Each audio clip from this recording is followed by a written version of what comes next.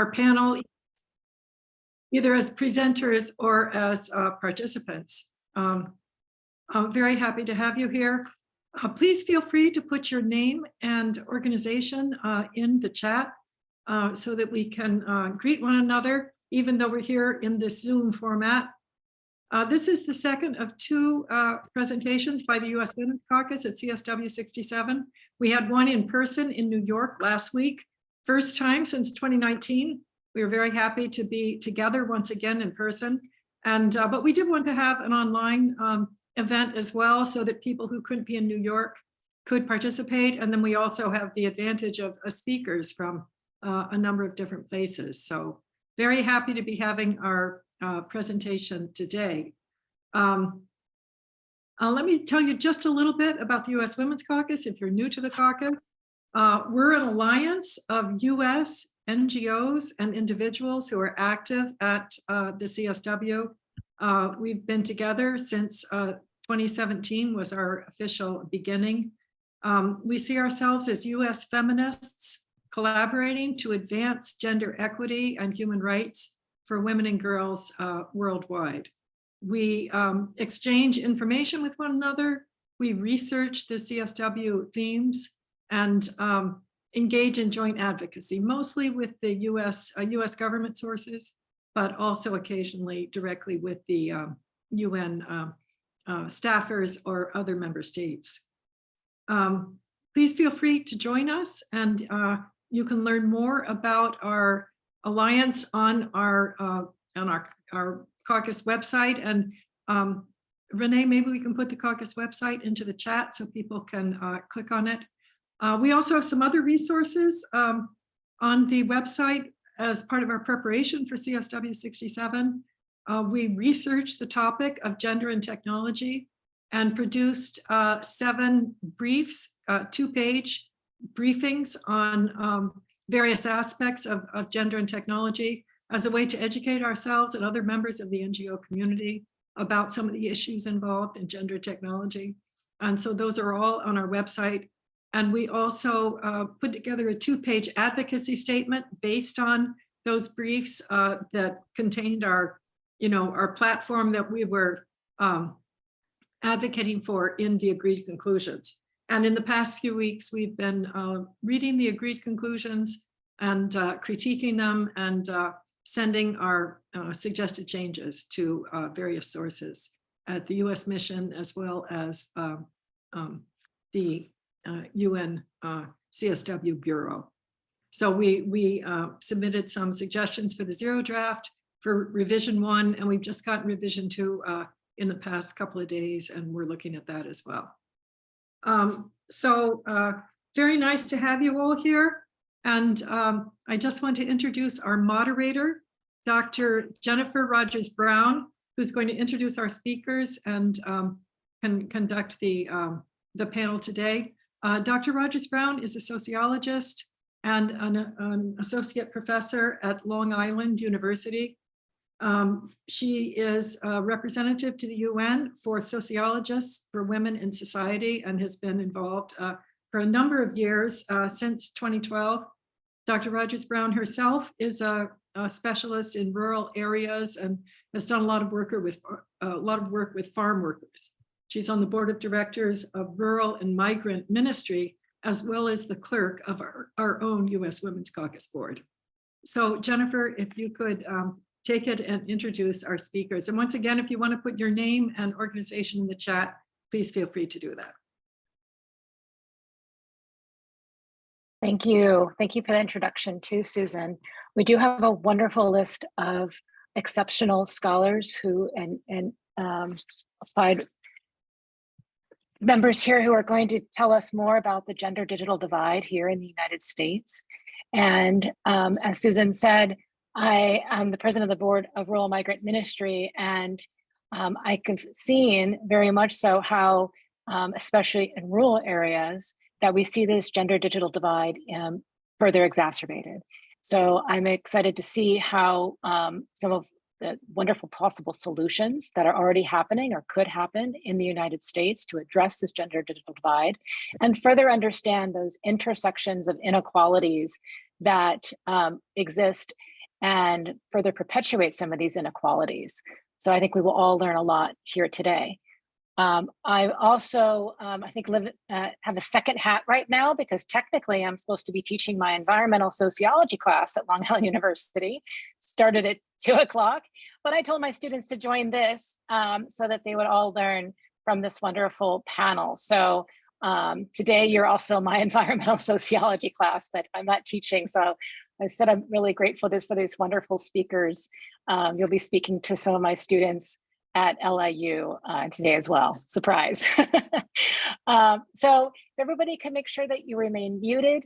We'll have our speakers each speak in a row, and we'll save our questions for the end. If you do have questions that come up while the speakers are presenting, feel free to put them in the chat or save them for the end where you can raise your hand, and I'll try to do my best to keep them in order. And I have others from the caucus who will help me out with keeping track.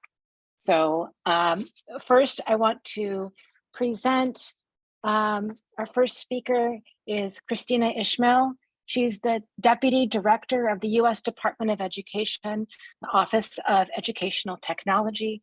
She's an educator, learner, advocate, and agent of change.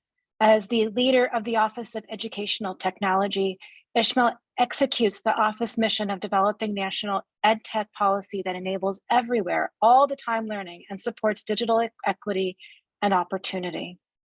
Ishmael most recently worked as an educational consultant and senior research fellow at New America, working at the intersection of open education, digital equity, and culturally responsive and sustaining education. She previously worked on OET, leading the #GoOpen initiative, as well as serving the state of Nebraska as the digital learning specialist. Ms. Ishmael started her education career as an early childhood and elementary teacher to emerging bilingual learners in Omaha, Nebraska. Thank you so much for being here. You have until 2:30 before the next speaker. So I'll try not to interrupt you there at the end. Yeah, go ahead. That's great.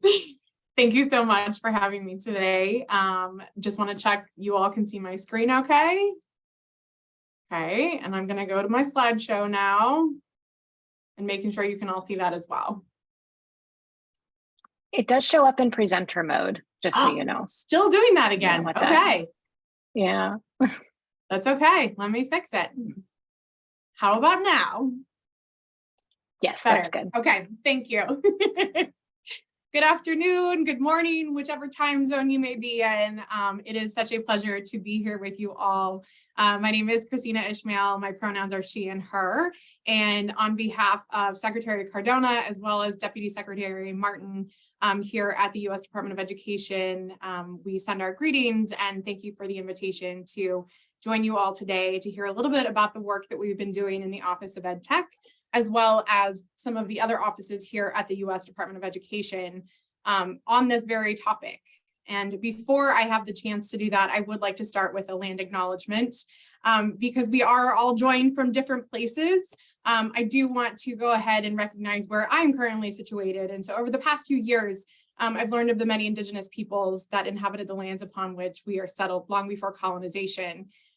Today, it's more important than ever, especially as a federal government employee, to recognize these peoples as the very first step of acknowledgement and reconciliation. So I join you from the original U.S. Department of Education building, right off of Independence Avenue in Washington, D.C. If you're familiar with D.C., we're right across from the Air and Space Museum, which is how most people know where we are. And we are on the traditional lands of the Piscataway, Nacogdoches, and Anacostan peoples. It is my goal to learn more of these peoples as the original stewards of this land and build awareness of their history and present to share with others, including all of you that are joining us here today. So thank you for allowing me to do that. I'd also like to introduce you to the team. I would not be here without my team. And I just came from our weekly team meeting and got a chance to check in with all of my team members. So we have a small and mighty team here that are developing national ed tech policy and all of the complementary projects that you will get to hear a little bit about. Back in 1996, Congress actually founded this office and congressionally mandated that it exist. And so you can see our mission here is to develop national ed tech policy, We are trying to figure out how to transform teaching and learning with technology, not just simply substituting a paper version or an analog version, but how we can make the experience better for learners, whether they are in preschool or early learners through K-12, through higher education, and even adult education. It is really important for us to think about the entire spectrum of folks that we are working with. And of course, the specific populations that we get to work with in that case. Operationalizing this mission, here are the 3 ways that we do this. It is through practical guidance and policies. We have one lighthouse publication that comes out of our office called the National Ed Tech Plan. And that is something that we update on kind of a cyclical basis every 5, 6, or 7 years, similar to how schools adopt curriculum when it's that time, those new textbooks to come in. So we certainly do that. And then other smaller kind of policies and practical guidance, including our most recent one, which was the Dear Colleague letter, which is a letter that sounds like we are writing to the superintendents or to the decision makers of our US schools and saying, hey, do you know, once all of the COVID relief dollars are spent, here are ways that you can think about sustaining your funding for ed tech and the professional learning that needs to accompany that. Then we think about our strategic investments in design and development. We are a policy office, therefore we do not do any sort of grant making for folks that are interested in building out an ed tech tool or getting additional money for professional learning. But we do get occasionally, when Congress gives us a nice big budget, we get to run things like hackathons and additional challenges where we get folks to think outside of the box and how they might want to use ed tech in that whole continuum of the learning spectrum. And so that most recently, that would be our digital literacy accelerator that we ran in 2021 and 2022. Just as a quick example of how we think about those strategic investments. And then finally, this is my last one, but my favorite. We get to do engagement and collective action. I first had the chance to work in this office as a fellow at the end of the Obama administration in 2016, leading the Go Open project, which was supporting states and schools as they moved away from traditional materials like textbooks to the use of open educational resources, which are resources that are free of copyright. They're free for you to use, reuse, revise, and kind of customize to your local context. As you heard, I started my education career as an early childhood and elementary teacher in Omaha, Nebraska, to emerging bilinguals. So I was translating a lot of materials, and I would customize those materials because developmentally, kids through the age of 8 cannot think outside of themselves, that myopic kind of perspective. And so had the chance to learn of my favorite word, which is the bully pulpit. In this administration, we have been leveraging the bully pulpit to engage folks, not only internally, because I do have to make sure that my colleagues understand the importance of ed tech and digital learning in all of their own respective policies, but then that external engagement and then that call to action with our supporting organizations externally, whether that's ed tech developers or internet service providers, especially when we are talking about digital equity. This is really important to kind of set the context, I believe. The EdTech use by the numbers. I do want to note these data do not come directly from the US Department of Education. Instead, they are coming from a supporting organization called Learn Platform that has its customer base that is providing these data for us to use. And we do use them because it's really critical providing the context here. When they first started capturing data of how many tools that a school district was using on average back in 2018, there were only about 543 tools, only. Now we see in 2022, their most recent survey data shows that there are over 1,400 ed tech tools that are being used in a school district. And more specifically, these numbers are important to recognize. 148 ed tech tools are being used by educators over an entire school year on average. And for our students, there are 143. Now, this really focuses on K-12, so kindergarten age 5 through our 12th grade, which is usually around 18 years of age. And sometimes we go into transition and we can certainly talk about that then. But we are asking kindergartners, my former students, the 5-year-olds, to access 143 tools. And then we're also asking that of our 12th graders. They're going to be very different tools, and sometimes they're not. Maybe they're both going to use Google Docs or Google Drive. But we know that the cognitive load that is putting on learners today is quite significant. And so we have to be responsible about the way that we're thinking about deploying these tools, as well as the professional learning we are providing for teachers to be able to use them. And then that other piece that is often forgotten, which we have certainly thought a lot more about because of the pandemic, is engaging with our families, our caregivers, as well as our communities. In November of 2021, President Biden signed the bipartisan infrastructure law, which for the first time ever codified in law a definition of digital equity as well as digital inclusion. And we took this as our sign that this is how we needed to frame all of the work that we were doing in this office. So we talk about digital equity because once we get to that equity, we get to the opportunities, no matter the age of the learner. Our three priorities are digital inclusion, learning ecosystems, and emerging trends and technologies. Within that first one, digital inclusion, this is going back to that definition that I just mentioned that is part of law now. We are looking at connectivity and devices, not only in school settings, but also at home. Instructional models and content, we need access to digital resources to be able to effectively teach and learn. And then we also need to rethink how we're doing school. What does it look like now in 2023? Does it look the same? Perhaps it does, but maybe we have access to those devices. And let's talk about what that actually might mean then in practice. And lastly is the digital literacy, which I know that my fellow speakers will be speaking on as well. But the digital literacy piece has become even more important because at the beginning of the pandemic, there was that urgency and that need for continuity of learning. And we switched to emergency remote learning. And that's what the phrase that I am trying to make sure that we communicate as often as possible, because we know that it was not best practice. We did what we could in the moment to make sure that learners were safe and they were at home, but that we ensured that continuity of learning. And the digital literacy part is one that we saw rise to the surface. We were able to get out hotspots and devices very quickly. And then folks got those home and didn't necessarily know what to do with them. Perhaps the children did, but maybe the families or the caregivers did not. And so we recognize that digital literacy also plays a role in this. Do we know how to operate different devices? Do we know how to access the internet, access online banking, access various things that allow us to contribute to a digital society? Within our learning ecosystems, we looked at not only the boxes and wires or the backbone that makes everything work, the digital infrastructure, but we also had to look at the humans that are part of these learning ecosystems. And that's the educators and educational leaders, as well as our families and communities. Again, we know that we would not have been able to do what we did in the past 3 years without our families and communities coming alongside us. So we're thinking about that global policy perspective, but also reaching down into those communities to be able to lift up the work that is happening in some of those community-based organizations, and then meeting kind of in that middle. How is that informing our policy up here? And then how are we lifting up the stories of what's happening in the more local areas? And then finally, we have the emerging trends and technologies. We have to stay grounded in the practices of what's happening within our classrooms and within our education system today.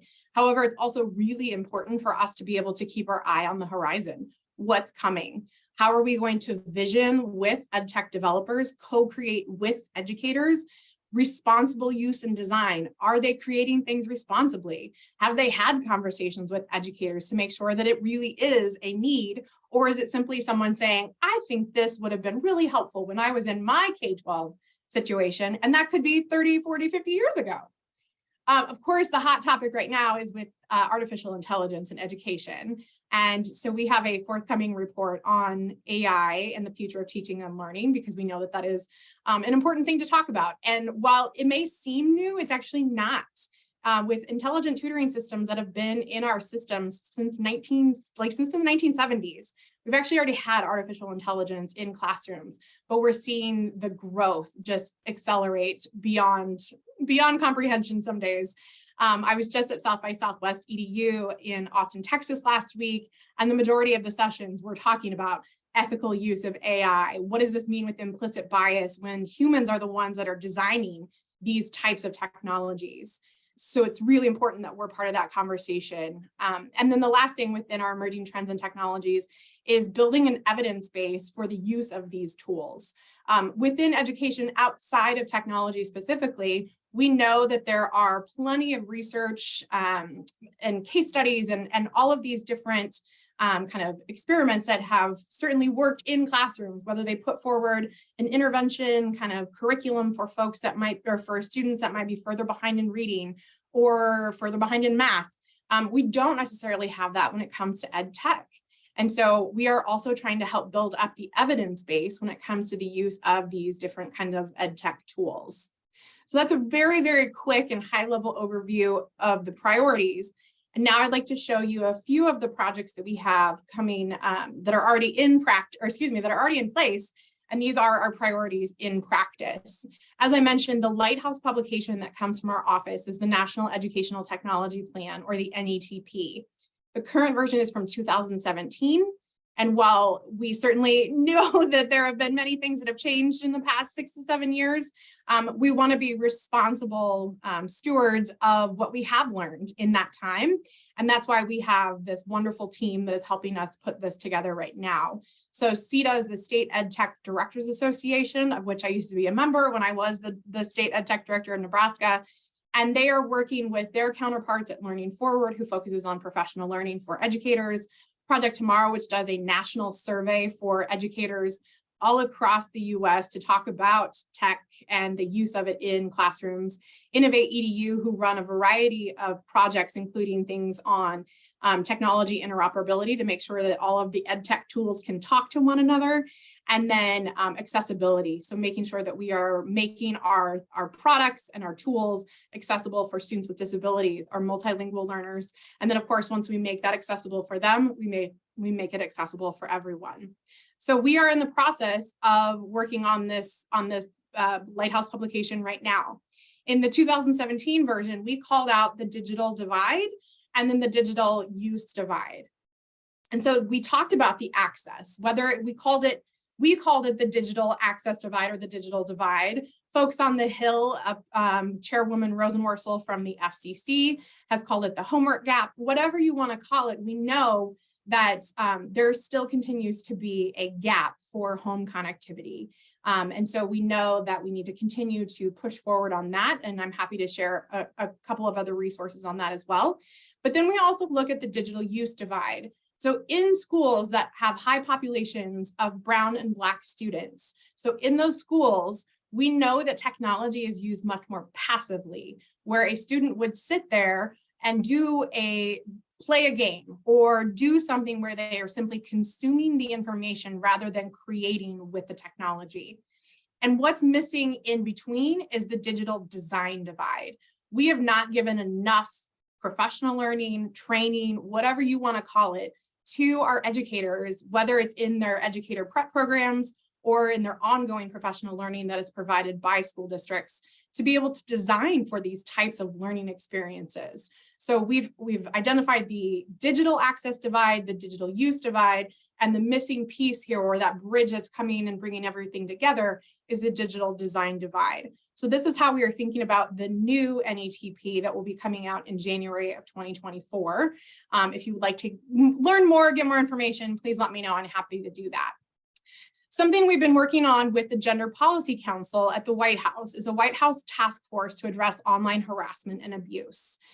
This is a relatively new task force, and it's one of those that functions like interagency working groups. And so it is voluntary, and yet it's not. And we try to put forward things that we can feasibly do within our own kind of authorities to be able to further the mission of the task force. And so the Department of Education's commitments look like this right now. Youth education and digital literacy, which is a combination of in-school and out-of-school with our office and other offices. Tackling online misogyny and preventing violence. There will be specific kind of tasks that are associated with that. Public awareness, we always need to do that awareness building and additional prevention efforts. And then finally, our training and technical assistance to education. It's really to education sectors for us. We have our colleagues over from HHS that are helping with the health sectors.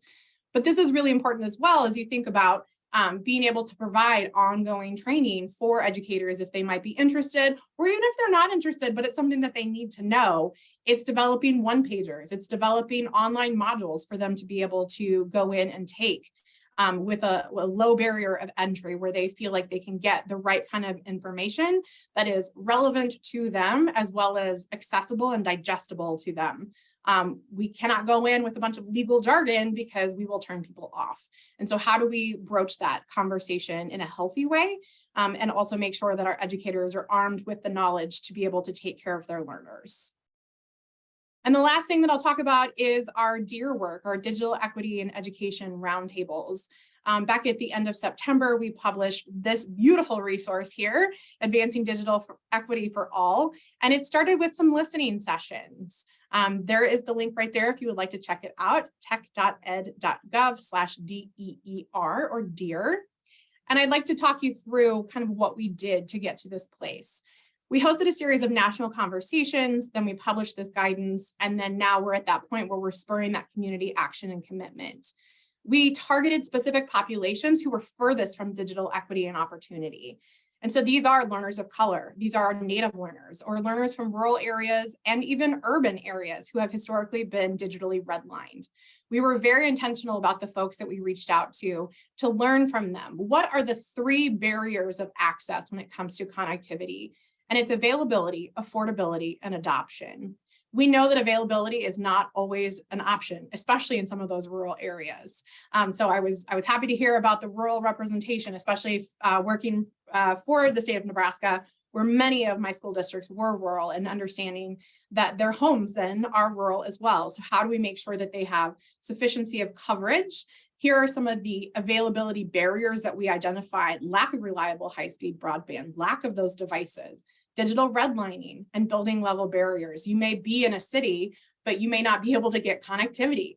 So what are some of the strategies to address that? Hotspots and device distribution were certainly kind of a Band-Aid fix and continue to still be used. It's not that we want to put them away. We also recognize it is not necessarily a sustainable fix.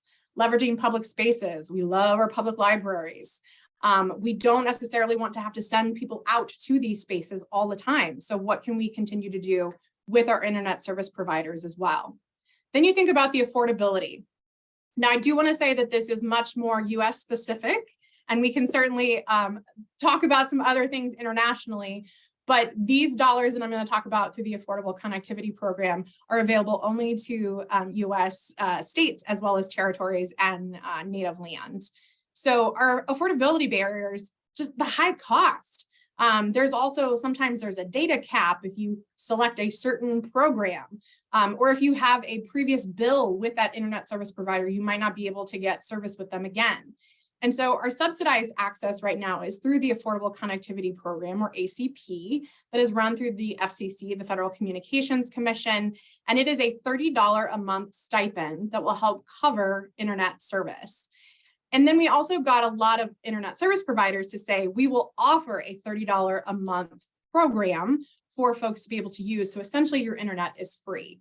So if you qualify for free and reduced price lunch as a student, if you qualify as a Pell Grant recipient in higher education, if you are on SNAP, Medicare, Medicaid, all of these types of eligibilities, then you automatically qualify for the Affordable Connectivity Program, and you can get that $30 a month to help subsidize the cost of internet. On tribal land, that jumps all the way up to $70 per month. And lastly, it's about the adoption. And this is where we relied on our community-based organizations and our local kind of supporters to be able to think about how do we then not only build awareness, talk about the availability and the affordability, but then how do we get folks to adopt? And so historically, we've had an exclusion of impacted communities. We've had a distrust in the federal government and the different systems and programs that we have here. The intentional collaboration, non-inclusive communication strategies. Is the awareness building, or are the communications only coming out in English? We need to think more strategically about being inclusive when it comes to all of these types of strategies. So our adoption strategies are when we start to think of co-creation with our communities, leveraging the affiliates of Unidos US and all of the Spanish-speaking affiliates that they have. And there are so many other nonprofits or NGOs that I could mention here, but those tend to be who we rely on for that co-creation, making sure that folks can help with inclusive technical support efforts, whether it's digital literacy, classes or training, leveraging our trusted community assets, and then regularly seeking out feedback from the community to make sure that it's working and that it's continuing to work. I will end with this quote from Secretary Cardona that he provided to us in September. Digital equity has never felt more urgent, but our opportunity to deliver digital equity has never felt more within reach. The pandemic turned equitable access to technology from an aspiration into an emergency. And so we know that we can continue to rely on folks like you all for coming here and advocating for this very, very thing that we need. So thank you so much. Thank you, Kristina. I really appreciate you sharing such a wealth of knowledge and experiences, and to show us this huge picture of what the Department of Education is doing. I know I did not have quite an idea of how much is happening and how COVID has impacted that. So I can see that it's not just about access, there's so much more going on, and even getting to access has so many multiple layers. So I think this works really well with our next set of presenters. I will direct you that in the chat, there's some great questions already for you that we probably won't have time for everybody at the end. So maybe some of those can be addressed in the chat, and then we'll get to as many as we can at the end. So our next speaker is Dr. Carmela Roybal. She is a research professor and the executive director of the Native American Budget and Policy Institute at the University of New Mexico. Her academic specialties include medical sociology, bioethics, and public health, with a focus on race, gender, and health disparities, particularly among Indigenous peoples of the United States and globally. She is a senior research fellow and member of the Board of Governors at the American University of Sovereign Nations.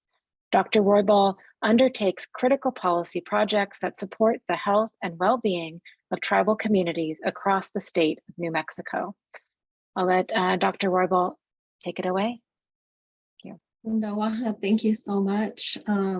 Thank you for having me here today. This is such an honor and a pleasure to be able to share a little bit of insight into the state of Native American women and girls and communities, and this digital divide, and how important it is for us to collaborate and partner in order to change and move the needle, because I believe this divide has such an effect, not just on education, but on health and the future existence. So there's a lot of potential there that we can work together. So my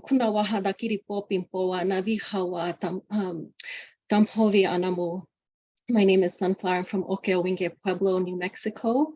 And I represent today, maybe 23 nations sitting here in New Mexico and nations across the United States and globally. So I really sit here for all Indigenous people and all Indigenous people in the United States and globally. And it's really important I'm going to go through this presentation and just give a little background, what's the state of our population in the US today? And so, and then we'll make a couple connections with the digital divide. And I just think it pairs so well with Kristina, with your presentation. And I'm just so anxious to be able to use this mechanism, the Native American Budget Policy Institute at the University of New Mexico, to create these partnerships with tribal nations so that we can expand digital literacy and address many of these disparities. So to begin, I'm going to share my slide.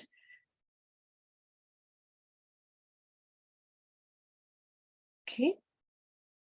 So again, I'm from the University of New Mexico. Are you able to see my?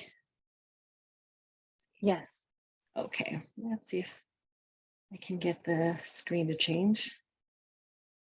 Okay.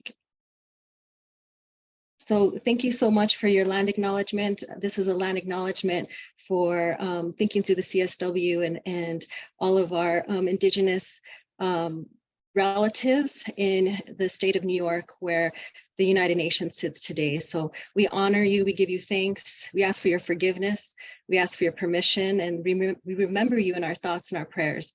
May you all be strong, stand strong, live long into the future. Kundawaha. So Indigenous peoples and First Nations And you're going to hear me switch between Indigenous, Native American, American Indian, and Alaska Native. So we have all of these different, I'm referring to, for the majority of this presentation is Native nations, Native Americans in the United States. So within those boundaries. So Indigenous people represent 5% of the world's population. In Canada, there are over 630 First Nation communities. In the United States alone, we have 574 federally recognized tribal nations. So these are not counting the tens and thousands of individuals and tribal nations that do not have federal recognition or receive federal or state services. There are approximately 5.2 million American Indians and Alaska Natives, making up approximately 2% of the US population. So the First Nations, the first individuals of the United States, this is where we are. This is a little bit of history just to kind of give us an idea of why this divide and why what we're looking at today and what we saw through COVID and the disparities that exist, right? So there were forced removal of Indigenous people, children. So tribal downsizing has gone on through all of the history since 1492, right? So an estimated 1.12 million Native Americans lived on the land we refer to as the United States. So through series of, policy, genocide, disease, forced land removal, removal of children. So we've seen all of these different policies for the last couple hundred years remove Native people from their homelands forcefully and through genocidal practices. So in 1650, the Native American population declined to less than 5 million. In 2023, we have about 5.2 million American Indians and Alaska Natives, making up 2% of the population. We've had a series of acts. Technology is gonna just feed into all of this. So the Indian Citizen Act, voting rights, this is just a little background. 1920, Native Americans in the US were granted citizenship. So until 1920, Native people in the United States were not considered citizens, could not own land, could not vote, all of that. So 1924, the president gives Native people the right to vote, but it was not universal. So for example, up until 1948, Native Americans in New Mexico were denied the right to vote. By 1962, Native Americans gained voting rights in all states. So it wasn't until 1962 that all Native people from the United States born here were even allowed to vote. 1980, Native Americans allowed to run for county offices. In 2013, Supreme Court takes away voting protection. So this has been this long struggle. In 2023, we see the struggle continue as the Navajo Nation and other tribal citizens are fighting for redistricting that denies Indigenous votes. So all of these different things kind of playing into the struggle behind the Indigenous struggle, the Native struggle here in the United States. Subsequently, Native Americans in the armed forces, Native American women represent the largest population of women that serve in the armed forces. This is something very interesting when we talk about digital tech divide. We're going to look at the education statistics and where we are today, even in graduate level. So women see the armed forces as a way to get an education, to support families, to gain access to connectivity, to higher education, and to serve the country. So we have a long history of participating and protecting the U.S. territory as our homeland. Now let's talk about the state of Native American women and girls. Hyper marginalized in the United States. In a few of the talks earlier and throughout the week, we looked at, trying to, how do we increase women in STEM and how do we do these different things? But Native American women and children and families are struggling just to survive. They're not at that point where they even understand the capacity or the ability to move into programs or to really access the digital technologies that are out there or become part of that world. That is just completely, so right, Native American women and girls are hyper marginalized. We have a epidemic here in the United States and globally. We have close to 6,000 missing and murdered Native women unaccounted for. We have Native American women in the state, for example, in New Mexico, have the highest homicide rate. So they're fighting violence at extraordinary rates. I also see technology as a way to address and to combat what's happening there as well. We'll talk about that towards the end. Native American girls in New Mexico, these are just examples, but we can go through all the states in the US and we can look at these statistics, and they're going to be much starker than the state of New Mexico. But they have the highest percentage. So they die at earlier ages and have the highest percentage of children who will not outlive their parents of any other racial or ethnic group. Native American children have the highest childhood mortality rate. Female children, girls 1 to 4 years old, have a rate of premature death of 55.6 per 100,000. So we're dealing with so much on this level, but how we can work together to kind of move this needle to address this.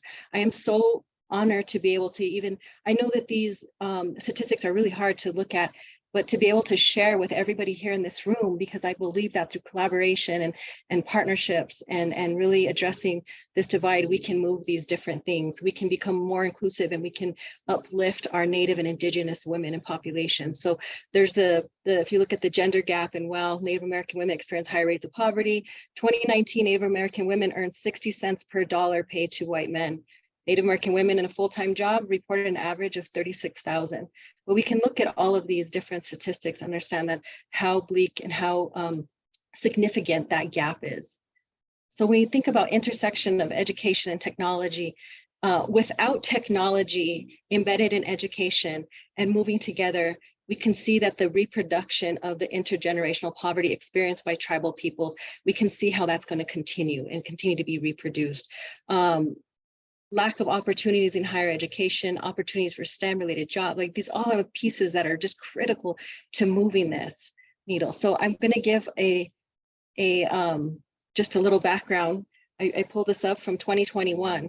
Native American women, science, technology, engineering, right? Your STEM fields, just your STEM fields, your degrees. There are 1,000 as of 2021. There are only 1,093 certificates below an associate's level. There are only 203 Native American women in the United States with an associate's degree that is STEM related. There are only 242 bachelor's degrees awarded to Native American women as of 2021. There are only 540 master's degrees, and there are only there are 540 bachelor's degrees and there are 94 master's degrees in STEM. This is the total population in the United States for Native American women. So doctoral degrees, there are only 14 PhD STEM degrees awarded to Native American women as of 2021, 14. Sociologists, we're looking about over 50. And there's probably about 20, maybe 26. I'm not sure, I'd have to look that up to be accurate, but we can see how moving through and matriculating through higher education or addressing, coming into STEM fields, it's significant. So if we look at, I have another piece here, advanced degrees. So these are doctoral degrees. I broke it down by race and ethnicity. So you can see the differences across the board, Native American 14, Asian, Hispanic. So these are things that, these gaps are places that we can start to work and collaborate and start to figure out how do we build pathways through STEM, through technology. So internet access, right? Just having it, right? Nationally, 68% of all tribal communities on reservations lack access to broadband services. According to the FCC, even our medical centers have outdated service connections. In New Mexico, 26% of New Mexico's population just doesn't have service at all. We rank 48th. And an estimated report of 80% of individuals residing on tribal land in New Mexico do not have internet at all. So we know how this contributed, especially during the COVID-19, the loss of jobs, the inability to transition from at-home, schooling to at-home schooling, the digital divide, all of these pieces were playing into it, but it's so significant, the lack and the impact that it has on tribal communities. So for example, in 2019, 71% of Native Americans reported having internet access at home or work that would allow them, allowing them to submit census information online. So for tribes, 1% undercount. So we were asking or trying to get tribal communities and people all over to complete the census because of how important it was to tribal nations as far as receiving funding for services and infrastructure. So a 1% undercount in the census could equal a loss of $2 million a year in federal funding. So over 10 years, that's 21.5 million. So without internet access, Native American communities and tribes and individuals are even unable to complete something so simple as the census, which would impact them in that way. So closing the divide saves lives. That's really what this site comes down to in so many different ways and levels. So health, the digital divide, right? It puts lives at risk. We saw during COVID, Native Americans had 3.5 more COVID cases. White Americans, the hospitalization rates were 5 times that. We saw the death rate. We lost over 1,500 people to suicide during this time. And we know that technology, information in other languages, the dissemination of health, being able to access telehealth and patient navigation services through technology, we know that this played this critical impact. We know how it affected tribes.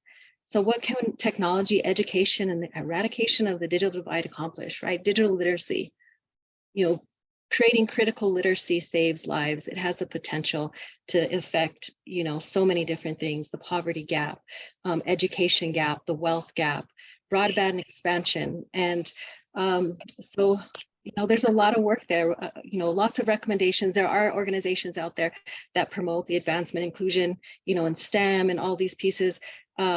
But I think this is what I really want to leave you with, is that, collaborating and partnering, for example, with our budget, our institute, we collaborate with tribes across the nation, one-on-one here with tribes in the state of New Mexico, but also we educate tribal nations to exercise education sovereignty, build international alliances. We have much to learn about technology from our partners in India and all of these other institutes that are moving this and creating technology that has the potential to really support tribal nations in the United States.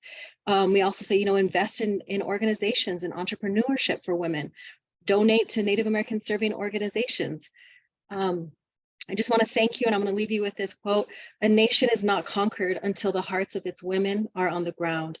Then it is finished, no matter how brave its warriors and how strong their weapons." So I really feel that women, Indigenous women, we're really taking the lead and taking the charge and really pushing these forward for our children, for our generations, for our communities. And I just want to thank you for having me today. Thank you.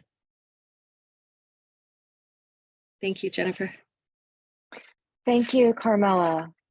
I really appreciate the complexity you've added here. I think you see a lot of support in the chat, and even a lot of surprised faces from folks saying not aware of a lot of this data.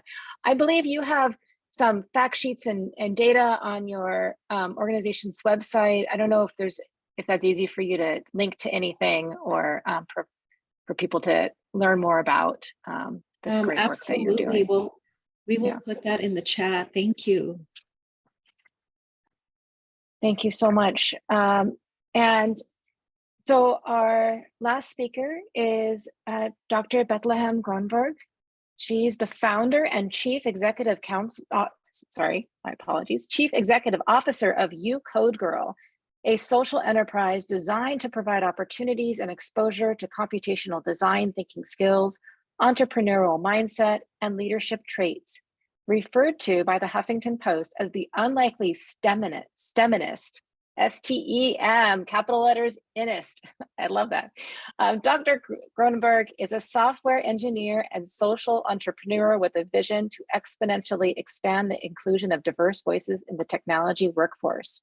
Dr. Gronneberg holds computer science degrees from Addis Ababa University and North Dakota State University. Her technology career was kickstarted with her first job as a webmaster for the United Nations Economic Commission for Africa. She is a recipient of the prestigious Bush Foundation Leadership Fellowship for her uCodeGirl initiative, as well as other awards, including the 2018 YWCA Woman of the Year in Science and Technology. Thank you so much, Dr. Gronneberg, for being here, and excited to learn more about uCodeGirl. Thank you.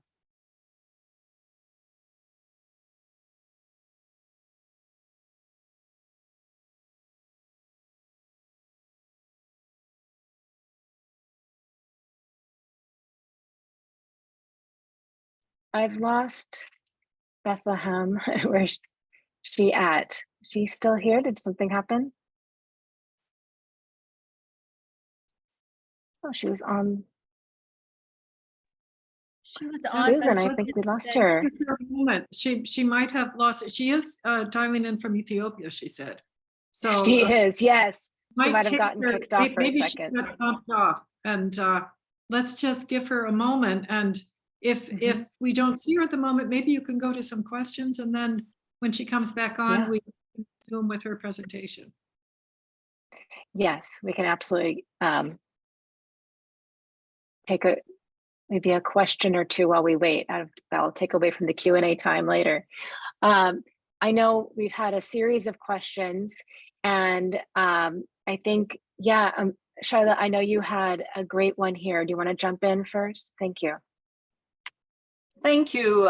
First of all, I want to thank all the presenters. They were excellent, right to the core of the issues and right to the core of our hearts, actually.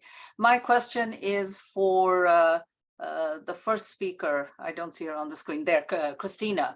I am in STEM and technology and so on, and I speak on AI, artificial intelligence, and on SEL, social emotional learning. I speak on that. So I see the depth of work that your organization or your Office of Education Technology does. Can you speak a little bit on the work that's being done on SEL to make sure that our girls and women are not shut out of future leadership, because that's what's happening. Absolutely. I refer to the time when we didn't give books to girls 100 years ago or whatever, or even 50 years ago. Now we are closing the digital door, the digital book to girls and women. Can you speak on that, please? Yeah, thank you for bringing that up. This is something that we are certainly addressing with the Secretary's priorities around our emotional and, well, it's emotional and mental health and well-being. Sorry, I never get that right. We do have to be very strategic in the words that we choose to use when it comes to this, as you may know. So SEL has become a term that many folks are against. And this is something that is happening that we see in school board meetings or various things across the country right now. And so we have invested a significant amount of money in grant to be able to provide more additional supports.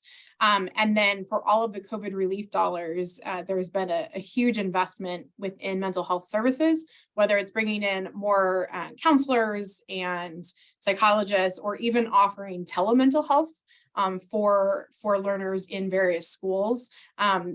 We've seen that increase, and that's certainly an important piece of all of this as well. So it comes down to the funding, which is we are the conduit for the funding to be able to get that out, and then lifting up these conversations as much as possible. So Secretary Cardona was in Austin, Texas with us last week at South by Southwest EDU. And while he was there, was at Austin Community College and led a roundtable with students on the topic of mental health. And so we are having those conversations as kind of touch points to make sure that we're tracking and being able to hear directly from those that are impacted the most, and then be able to help inform policy, but as well the funding mechanism that we can certainly leverage as much as possible. But we do talk about it often. I promise it's part of all of our policy conversations, and we understand the importance of it, not only for our learners, but I also need to stress for our educators as well. They've also endured so much over the past 3 years, and making sure that they have access to these same supports is critical right now. Thank you so much.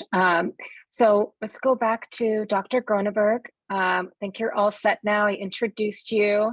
I'll let you have your time, and then we'll go save the rest for Q&A.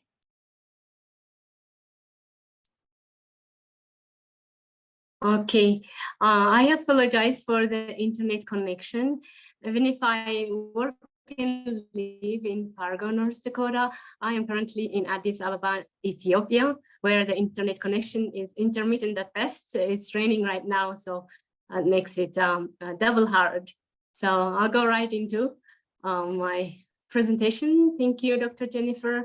I'm delighted to be here with you all in observance of the Women History Month, talking about the gender digital divide, problems, promises, and progress. Particularly, I'd like to focus on the reason for hacking the gender diversity gap in the tech workforce. As we all know, technology has forever changed the way we live, the way we work and interact with each other. We are in the fourth industrial revolution, as reported by the World Economic Forum. We have become increasingly dependent on smart things that work with code. But as these smart things we love become less and less artificial, but more and more intelligent, we at uCodeGirl ask, how could we help with the difficult parts that incorporated or should be incorporated in software product development, starting from idea generation, design, development, and product marketing? Because according to the 2016 World Economic Forum reports, gender parity is a long and winding road, and that we're all in this together because no country has fully achieved it. And even if female leaders are steering multinational companies and are ministers and heads of states, we still live in a world that overlooks half of its available talent. I particularly like the phrase they use here, half of its available talent. So this gender issue is a macro-critical economic question. Astonishingly, some of the barriers holding women back to leadership positions are universal. For countries and societies who are lucky enough to have early exposure, studies reveal that interest in STEM peaks at elementary for girls. Researchers call it the middle school cliff. Girls' attraction to STEM-centered activities decreases as they react to social pressures, lack of role models, and gender stereotypes. Young women often feel shy or insecure, particularly when it comes to subjects like coding, robotics, science Olympiad, and engineering, which are often already male-dominated. This means girls are missing out on developing skills that are critical to our new digital economy and can be at a disadvantage when they graduate. So at uCodeGirl, we ask, how do we help ensure that the pathways to future economic opportunities are accessible to all? It is a pipeline problem, and the pipeline shrinkage of females in tech begins in grade school, persists in higher institutes, and contributes to the sparse number of women employed in the tech workforce. In the US, only 1 in 4 software engineers are female, because female students who embark on a computer science major in college eventually leave it without a degree in disproportionate numbers.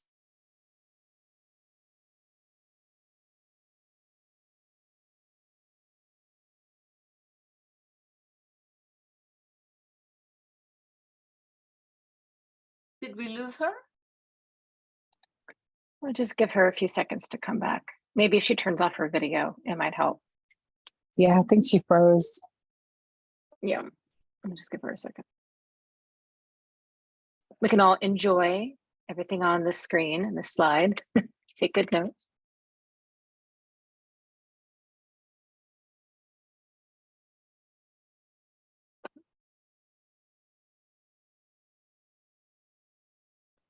It's too bad. It's so difficult with poor connection. Talking about digital access, right? Okay, I think she's probably gonna come right back on.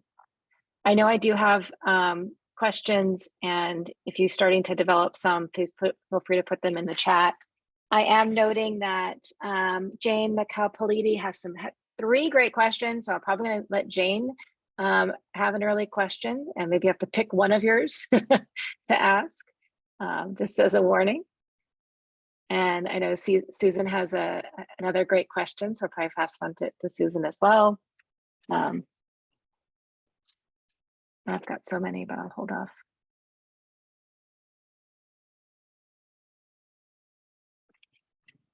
Do you want me to ask my question?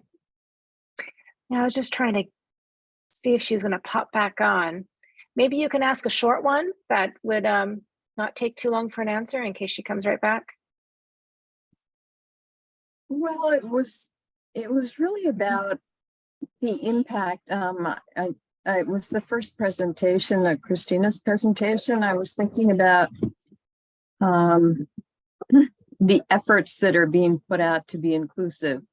And as I represent, I'm on the NGO Committee on Migration, and the subcommittee on children in migration. I think of how this is able to be inclusive of that population, of those children, with all of their diversity and all of the language barriers they're coming up against. And yeah, how are you going to do that?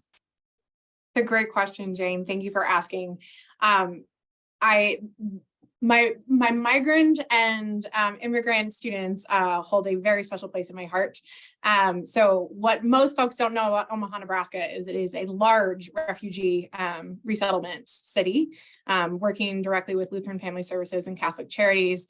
Omaha Public Schools is about 54,000 students, pre-K through 12, which is the same size as Boston Public Schools and San Francisco Unified. So not a lot of folks know that those are comparable. However, Omaha Public Schools recognizes 114 languages, and that is just in one school district out of 14,000 across the US.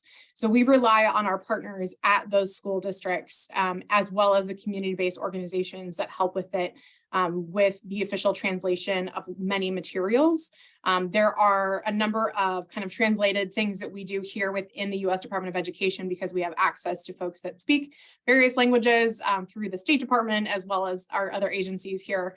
However, it is one of those things where we have to make sure that it is getting to the school districts, and then they are working with their respective populations. We also have, at the state level, we have officers that work with migrant education, and that is another vehicle in which we can disseminate this information and get that out to folks. And again, we're trying to translate many things, but we're also trying to use those community-based organizations that have the family trust that is already kind of built up, and that we can get information out that way. And that's another way in which we are able to work right now and have success. Thank you. Has Bethlehem come back? I don't think so, right? I've seen oh, go ahead, Susan. I'm not seeing Bethlehem. So. Okay. I've seen a couple questions like Catherine Myers that we have here at the end about what can we do? This big question that I think goes to both of our, all three of our presenters so far about, and I'll read Catherine's here. What can our various feminist NGOs best do to make a positive difference with middle school, Indigenous, and ESL girls in STEM fields? And I think that covers a couple others I saw about next steps that need to happen that could make a potential difference. Carmela, do you want to start first? Sure, absolutely. So in my vision, and through the Policy Institute, for example, is building those pathways. So you may have, there's a model, you may have a model of how this works, and practices that are in other places. So sharing those models, sharing those maybe you have curriculum, or you have other pieces that are worked out, and bringing that. And if we need to change the language, or we need to modify it to make it fit the populations, we can do that. So I think a lot of the other thing is recruiting. If we know, like I'm literally going to go out and let everyone know that they can sign up for reimbursement of their internet services across tribal. I can't tell you how many people just don't go see a doctor and have just the inability to have. So I think that we can create the pathways and the pipelines.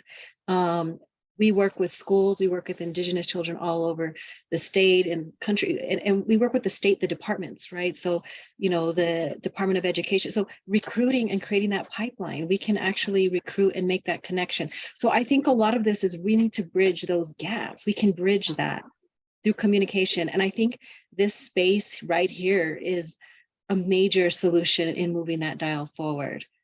What we don't know, we can't access, and we can't create out of. We are where we are, and now we can move forward with all of this, new information. I have worked on a partnership in India. There's a school called KISS. They educate over 30,000 Indigenous children in languages. You know, how can we do that here in the United States in different languages through technology? So I'm going to hand it back to you, Jennifer. I think Bethlehem was able to jump back on.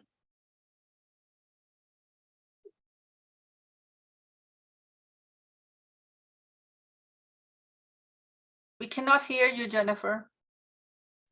Thank you. Oh my goodness. How many years are we into this? Bethlehem, you're here. I'm so glad you're back. Do you want to try to finish your slides here? Maybe don't turn your video on. That might help your connection. Thank you. I will be. So I was going to talk about myself and my path to a computer science career as a software engineer. I was that shy young woman in college, in love with maths, but no clue about computers, or don't have any role models with expertise in technology. I was a second-year college student at Addis Ababa University in Ethiopia, majoring in statistics. I was determined to make numbers and probabilities and formulas my friends when I was chosen as one of the 2 females to study the first ever computer science program in the country. I had never seen a computer in my life before, then let alone program in one. So with a heavy dose of practice and support from my peers and professors, I persisted. Today, this is where I am. I am inspired by solving real world problems. And one of these problems is the gender diversity gap in tech. Working as a hiring manager for a software company in Upper Midwest, I did not come across any female applicants for any of our computing jobs. In fact, I was the only female in the department. So I started asking the why question and conducted the root cause analysis. So uCodeGirl was birthed as a result, out of a desire to see more people that look like me help drive innovation in the technology and not just be the mere consumers of it. Why do we need to do that? Because computer science drive innovative solutions to the world complex challenges. So it's about inclusive innovation and economic opportunities. Because we don't wish to continue using products and services that are proven to provide incorrect data for certain segments of the population, such as the people of color, algorithms with faulty facial recognition tools, incorrect readings with sensors of all kinds, including healthcare monitoring devices, such as smartwatches that I'm wearing right now, and faucets, even fatal interactions with machines supposed to be self-operating. So these are all cases documented and well publicized, real world scenarios. Just to cite a couple of them, big tech companies such as Microsoft and Amazon has pressed the pause button from selling the facial recognition software to law enforcement until the government passes a federal legislation regulating the technology. So another one is a research article published by Georgia Tech professors highlighting the potential risk with self-driving cars because of its failure to detect dark-skinned pedestrians. This was a research from a while ago, so by now it has been corrected. So that means I am more likely to get hit by self-driving cars than walking on the street than my other white colleagues. So algorithmic bias is the culprit, they stated. So the technical phrase is predictive inequity in object detection. So I have personal stake in this to make this place, the tech space and the consumers and the producers of it be equitable, so we can have the people in societies benefit equally. So our job at uCodeGirl is to inspire and empower young women, provide them with mentors, give them the knowledge about the different possibilities in tech and what you can do with it, what skills are necessary and where to get them, and to get their feet wet wet, so to speak, with problem solving, coding, and entrepreneurship, so that they are sustainably engaged to pursue careers in technology if they so wish. So our job is to the 3 E's: empower, equip, and engage. My PhD dissertation was focused on computer science education, a comparative study contributing to focus on the contributing factors promoting success for female undergraduates, so they can continue to persist and graduate, and we can tell that experiences to young and upcoming software engineers, aspiring software engineers. So I did this using machine learning, natural language processing, and this comparison was done between Ethiopia and the United States. Amazingly, despite the geographic, economic, and cultural differences, females everywhere have a very mirror image fears when it comes to in taking the space of a male-dominated field. So we tell the young women to come as you are, be your own kind of amazing. We tell them to come as they are because we believe they already have that natural curiosity, the focus, and the intellect to succeed in STEM fields. So they do come to us cautiously curious, and we give them access to opportunities in the right kind of support, opportunity to try hard things, opportunity to make mistakes, try again and again, until they finally get the opportunity to experience that sweet taste of success as they think differently and solve their own problems. The young women experience the various ways computer science solves complex problems, so that they can help make the world more healthy, more safe, and more just. And in doing so, we hope to help enhance the self-efficacy of the young women to explore possibilities in the tech industry, so they themselves can bridge the gap between them and their full potential. During the pandemic, we do that through mentorship programs and summer camps in the Midwest, serving areas of South Dakota, North Dakota, Minnesota, and the Native nations. But after the pandemic, we partnered with Best Buy and the Women's Foundation of Minnesota to focus on 2 cohorts of young women of color, training them in technology entrepreneurship. We did this virtually, and we were able to access nationwide young women from all corners of the United States, came together to explore career possibilities, networking with tech professionals, and they explore problems in their communities that they can solve using technology. This hands-on interactive tech entrepreneurship was supported by the female professionals that are entrepreneurs and software leaders. So that were very amazing results we explored. That these are some of the examples of the ideas, prototype as an application that students were able to come up with to solve their community problem. The highlight I always talk about is bias about probation nests, is to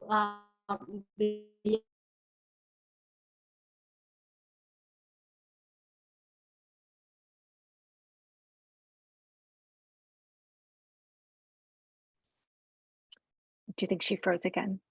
Oh, dear. Give it a few seconds. Sorry, we've lost Yeah. her. Such an It's interesting so fascinating. She's talking about here the summer camps that she was a part of to help girls get into coding. I would have loved that. We need that in all of our neighborhoods. And to address the problems that they see using technology, whatever those problems are. So you can see Yeah. some of the things, trash, care systems, etc. Mhm. Okay, did she have to sign off again? Well, let's see if we maybe we can go to another question, and then maybe she'll be able to come back.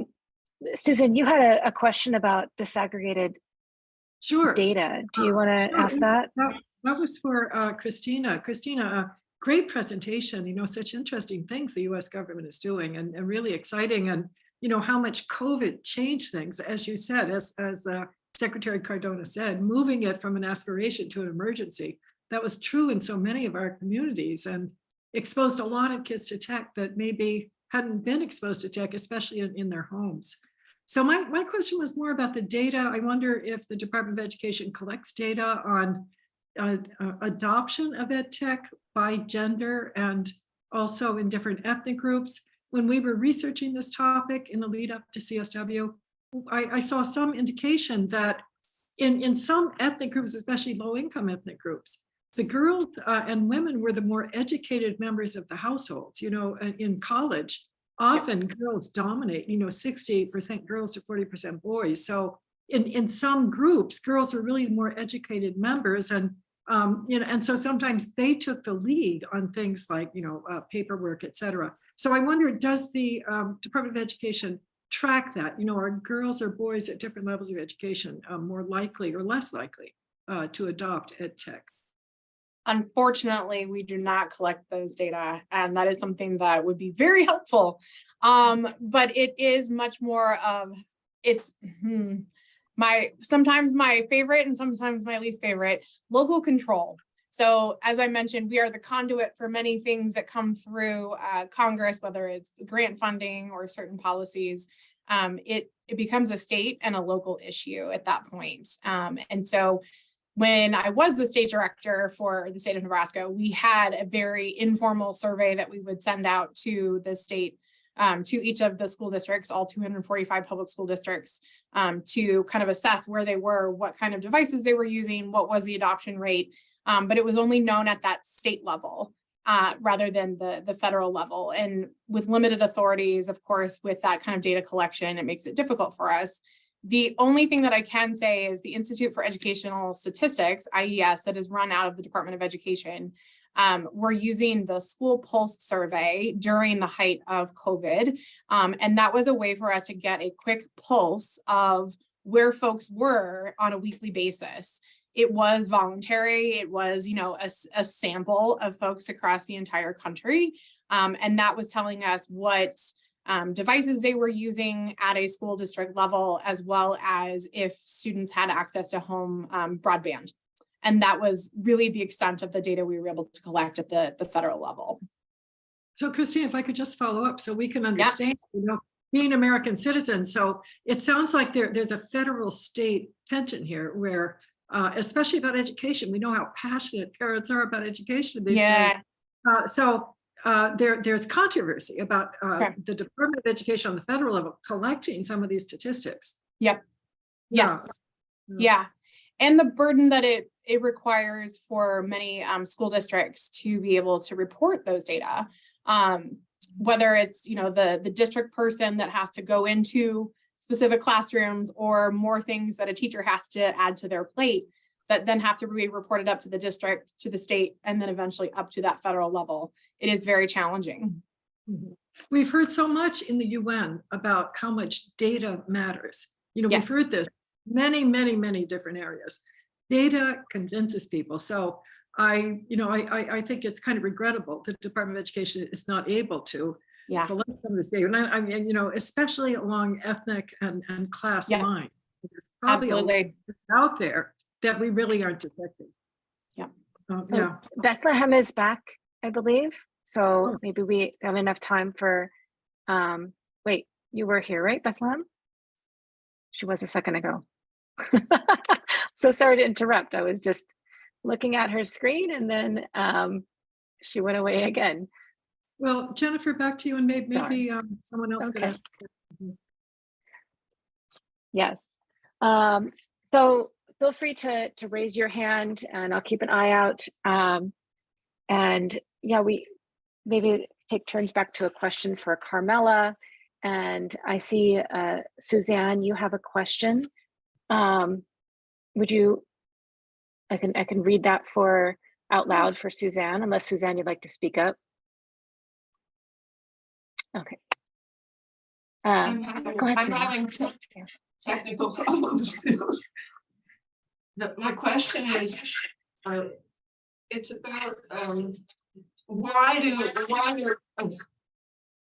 why do the reservations have so much trouble getting internet access? Is it low demand, or is it because the companies just aren't willing to provide, they don't feel they'll make enough money? So it's I'm pretty very mad high at my demand. internet provider at the moment, because they just chase profits and they're really ripping off someone. Right. So internet is in extremely high demand. So during COVID-19, all of our McDonald's restaurants, parking lots were flooded with children so that they could access internet. So you can see that, through our research and our stats, we were able to see who had in their home and how many devices they could actually get onto. So there wasn't stable internet, sufficient internet, so very, very low. And I think a lot of these organizations that sell internet don't have towers or accessibility on tribal lands. And so— One second, Carmela. Oh, Sure, sorry, sure. Suzanne, do you mind muting yourself? I think there's a little feedback. Oh, thank you. Okay, Carmela, go ahead. Yeah, so I think there's a couple things happening there. There is satellite internet. It's extremely expensive and it's not affordable to people. And that's something that I think would really change that, having satellite internet, strong internet that people could actually use. And then it's having devices. So there may be one device per home. Jetpacks, because of their networks, they don't work on rural reservations, because you don't even have cell service on rural reservations because there's no towers, right? So it's just a conglomeration. But I think really thinking through making satellite and using technology to solve that problem, I think we really could. That's something that could really be done, right? It's 2-3 times the price to have that kind of internet, right? So families are having a hard, just affording adding that, and running lines. That's been an issue, cutting through tribal lands to run lines. So if you looked at the data around house centers, so Indian Health Service centers have outdated haven't been updated. And I don't know, they said 50% of them have, inadequate services or lines even running to the health centers. So this is just kind of a rampant, this is kind of all over. But yeah, I hope that, and I'm sure it has, it's very expensive for service providers to create that, and the lack of investment, right? Okay, how do we build that through these reservation lands? But if you look at the percentage of tribal land, the majority of the state of New Mexico is tribal land. If you look at 48 million acres across the United States, it's a significant amount of, right? So it's very rural. But yeah, state regulations, federal so when they come together, they don't agree. And all of these things don't align, and that causes this massive gap. So yeah, I hope that answered. Thank you. Thank you. I know we've had some, go back to a question for Kristina. There was a question from Jeanette earlier on in the chat, asking about how the U.S. could better protect, some of the book banning and problems we've had across the country. Could more protections for digital access and protecting our, big world of literature out there, could that happen more in the digital world? What efforts are happening around that? That's a great question. We have come out a couple of times. The Secretary has issued several statements about the ongoing kind of book bans and things that are happening at that local level, and saying that it is our charge as a nation to provide equitable access to learning for every child, no matter where they are. And so we've certainly kind of addressed it that way, and it continues to be an issue, unfortunately, and something that breaks my heart that I see on a daily basis or hear from former co-teachers of mine and how it's impacting them. The digital access part is really interesting to think about, Jeanette. We have not had that conversation about making some of these resources more available, or how we can make sure that they are continued to be available. So I know with open educational resources, again, those are those resources that don't have the copyright attached to them. UNESCO actually issued an OER recommendation for other countries as well. And so we're not alone in using these types of resources. Those are intentionally designed to be made accessible for anyone and everyone, no matter where they are in the world. And so if we can get more folks sharing in that sense, rather than like a teachers pay teachers or another kind of outlet, then we can focus in a more concise area to be able to make sure that those resources are available.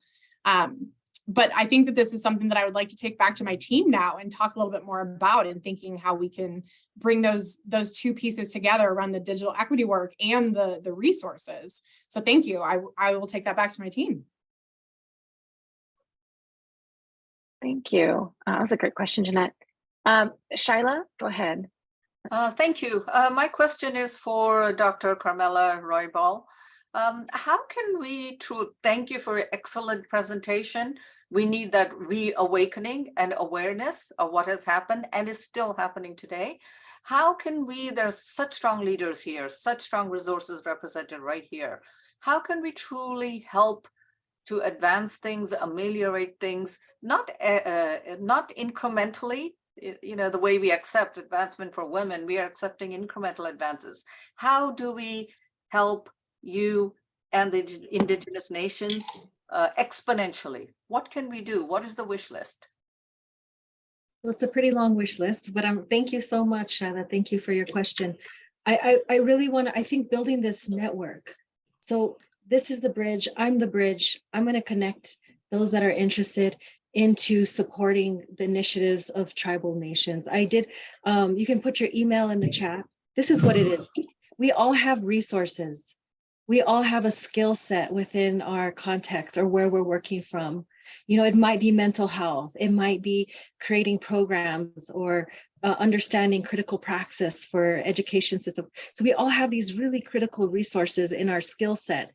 And we're building a network at the Native American Budget Policy Institute, which is like a nation global-wide community network. And that's where we can invite everyone to create and kind of hear what is happening within tribal nations. What are we looking for? Whether it's around supporting mental health services, whether it's around supporting education, environmental health, cancer. We have a huge initiative to address cancer. We have tribal nations in the middle of uranium sites. We have children carrying bottles of water because there's uranium in their water. So we have such a disparate, catalog of all of these different pieces and initiatives. But I believe that the skill set and maybe the connections, maybe your knowledge of foundations where they can support these initiatives, or even your research skills, or you being able to, I would love to build a uCodeGirl for tribal girls at the Santa Fe Indian School. So we have those connections on this side, right? And now let's bring them all together so that we can kind of, we can start to bridge many of those gaps. So I think just becoming part of the network and being able to see what's happening, and maybe, once a year or 6 months, come in and talk with some of our tribal leaders. I bet you many people have never heard a tribal leader and what it is that they're dealing, like, it's so critical. So I think if we can create that, and if you're all open and welcome to spread this and allow us to assist everyone and allow us to help our tribes as well to create those bridges and create critical connections that will definitely, we can build something. We need support. We need your support. This space, and you just allowing me to talk, is going to change lives. Just right now, I'm just going to let you know. If I can get one student or one mother through their doctorate degree or through college, I am going to create a better life for 5-6 children, for families, for generations. That's the impact that it really, really has.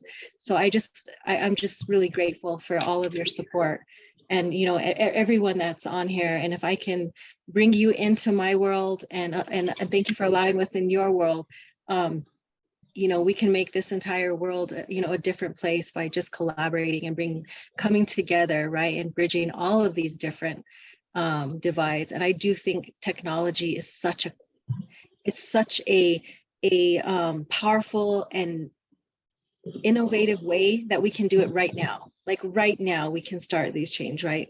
So I just thank you. Yeah, I hope that helps. but definitely Yes. if you can, I have Anna Horner and I have some of my NABI, my Native American team here today. I have Miley Garcia and Anna Horner and others. We are one of the only Indigenous women-led research teams in the state of New Mexico, and there's probably a handful in the United States, but we are definitely one of them. And so research, advocacy, policy, education, mental health, environmental health, you name it. But yeah, please join us. Thank you. Thank you, everybody. Thank you, Carmela. I see Kristina put her email address in the chat, and Carl's provided her website. So there's, we can stay connected. I need to pass on in last minute to Susan to help us close out. I do apologize for not being able to get to everybody, but let's keep talking. As Carmela says, let's keep our communications going. Please join our caucus as a great way to connect feminist organizations across the country. Thank you very much to our presenters, Kristina, Carmela, and Bethlehem. I'm so sorry that we couldn't finish Bethlehem's presentation, but all three of you gave us a huge amount to think about. And I do hope you'll forward your slide presentations to us so we can distribute it to those who signed up for this, as well as others in the U.S. Women's Caucus Network. So much to think about there. So much that we can do in the United States.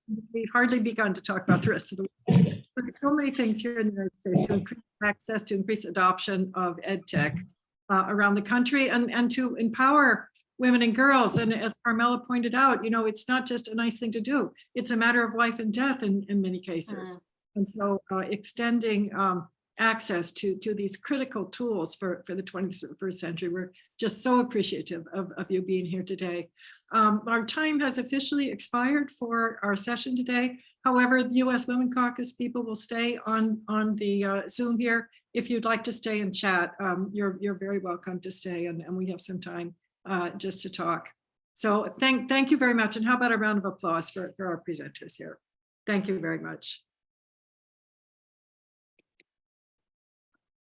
So I think people have to leave. If you have to leave, please feel free to go ahead and leave. But on the other hand, if you can stay with us, we'd be happy to chat a little bit. And I think everyone gave us so much to think about. I know Kristina's time, of course, was very limited as a U.S. government official, but I would like to have heard her respond to what Carmela was saying about lack of access on native lands. It seems to me that's something the federal government should be kind of working on, And Carmela, I don't know if you're able to stay for a little bit and respond to that. Is Absolutely. the government trying to address some of those access issues? So they are. They're starting to, pull funds together. I have heard of some of the tribes receiving funds to expand services. So there's a lot of grants and different things that are coming out to do that. This is the issue. The federal government will release, here's a couple $1 million relief funds to do this. Tribes do not have the infrastructure to execute that. So the federal government grabs and returns the money. They take it back before that project. And this is for everything. This is for, services for our elders. So we really need to partner with organizations that can come in and help tribes execute that, like the expansion, right? Consult. And so I'm really happy that I'm able to help navigate that if needed in New Mexico. Right. And for other tribes outside, we'll reach out. We're a small tribe. We don't have capacity. We have this, but we don't have the capacity. And so building that connection so we can offer that. So much money is returned, but it's happening, it's there.